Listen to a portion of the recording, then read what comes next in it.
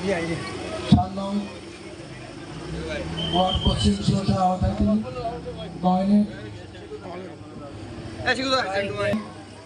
আর প্রধান অতিথি হিসেবে উপস্থিত থাকবেন চট্টগ্রাম মহান নেতা সাদুল্লাহ সাহেব।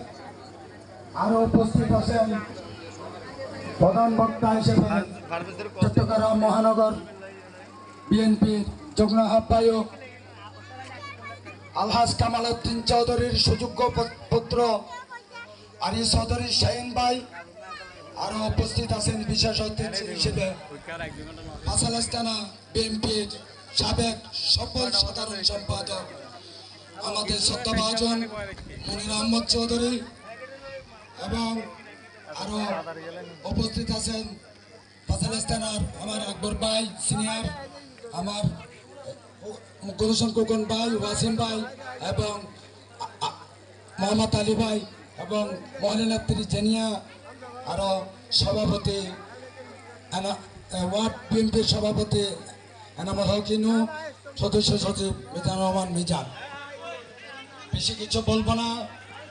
আজ যেই অনুষ্ঠান উপহার দিয়েছেন গয়নিতে আমরা অনেক আনন্দিত, যেহেতু এই অনুষ্ঠান একটা শিল্প অঞ্চলের অনুষ্ঠান সুন্দর খাওয়ার হঠাৎ এত সুন্দর উপহার দিয়েছে আমাদেরকে।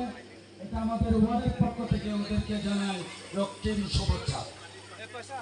আরো কিছু বলার আছে, কিছু না বললে নয়। আমাদের যে এক সময় একত্রিতভাবে কাজ করেছিল, সেই দুশের রাজাকার এখন আমাদের বিরুদ্ধে কাজ করতেছে। আমাদের সজাগ থাকতে হবে, সজাগ থাকলে হবে না। এরা আমাদের ইসলাম নিয়ে বিতর্কিত করে ফেলতেছে, রোজা পূজা সমান করে ফেলতেছে।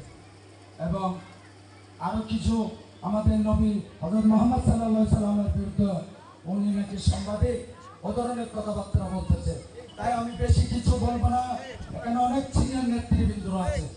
আমি বলবো আমার এখানে প্যান্ডেলের মধ্যে যে ভাই বোন বসে আছেন সবাই এরশাদুল্লাহ ভাইয়ের পক্ষে ডানের শীষ মার্কায় কাজ করবেন বলে আপনারা একটু হাত তুলে দেখান। আমি এটাই বলবো, আর কিছু না।